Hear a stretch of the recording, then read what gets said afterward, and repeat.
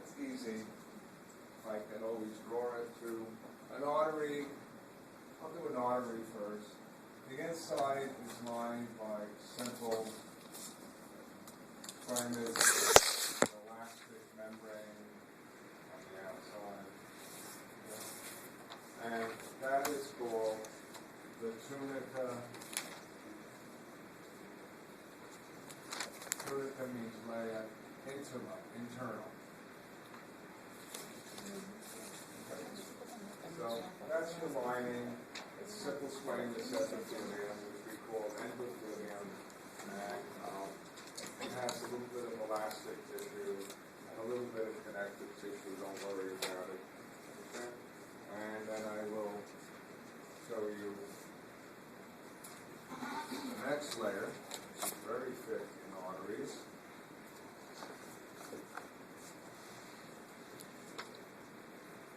This is the tunica media. And depending which type of artery, it has two things in it. So I'll just tell you what the two things are. It has smooth muscle.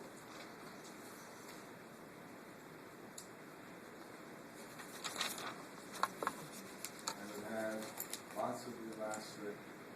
Well, it depends on the artery connected to it. But all arteries have a tunica media that has what? Smooth muscle and elastic tissue. Okay? Why? Arteries have to be able to stretch and then snap back, and arteries have smooth muscle so that if I want, I can decrease the blood flow to certain parts of your body by constricting. Remember the golden rule: if you start to go shocky, if your blood pressure drops, or if you go into fight or flight, which arteries constrict? The ones in your skin and,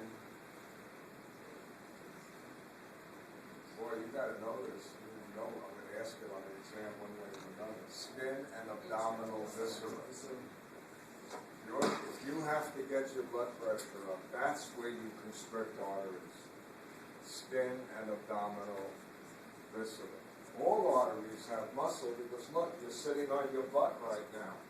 Most of your butt is skeletal muscle, like gluteus maximus. What do you use it for? You use it when you walk to what? To pull your thigh back, right? So right now you're sitting, do you need a lot of blood to your gluteus maximus? No, so those arteries are what? Constricting a little bit. Which arteries are relaxing and giving you more blood than normal? The arteries running to your fingers. Make sense? What are you doing? You're writing, right? Because the golden rule is this: you don't have enough blood to maximally service every part of your body. You with me? You have to make choices.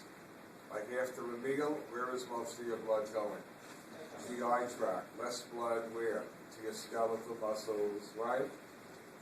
And you may even ask the question, why don't you just make a person where they have enough blood? The real problem in circulation is maintaining blood pressure. And if you had arteries packed with blood, you'd be unable to control blood pressure. It's a mechanical fact. Okay?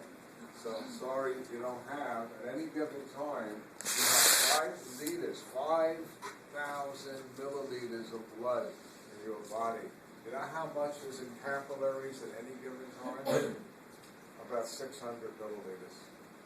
All the rest is in where? Veins and arteries and arterioles being used to what? Control blood pressure. Okay. And then finally, we come to the outer layer, which is very boring. It's called the tunica. It's not as thick as this. I made it thicker.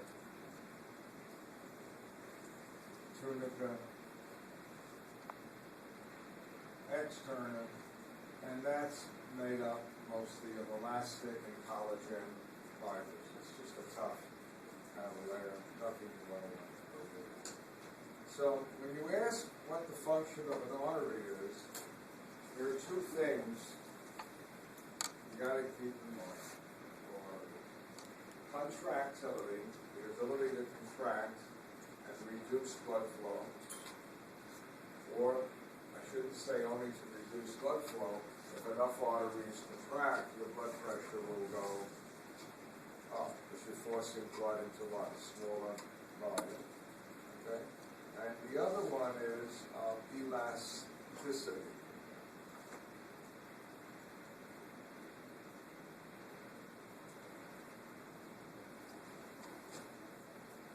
Why do they have to be elastic? Why? When my left ventricle contracts, it's going to send a bolus of blood where? Into the aorta, which is nothing more than a giant artery. And what is that going to do to the aorta? Some of the blood is going to what? Move forward, and some of the blood is going to be used to what? Stretch the aorta. And then during diastole, when the heart's at rest, what does the aorta do? It snaps back to keep the blood moving. You see, if you had arteries that were like glass tubes and the heart contracted, your pressure would go what? Way up and then go what? Way down. You know? Way up and then down to zero. You could not live like that. So when blood leaves the aorta, what does it do to all the arteries? When the heart is contracted, the other arteries are also what? Stretching. And during diastole, they're snapping back. And when they snap back, well, actually when they're dilating, that's when you feel the pulse, right? When you feel a pulse, what are you feeling? Right? Make sense?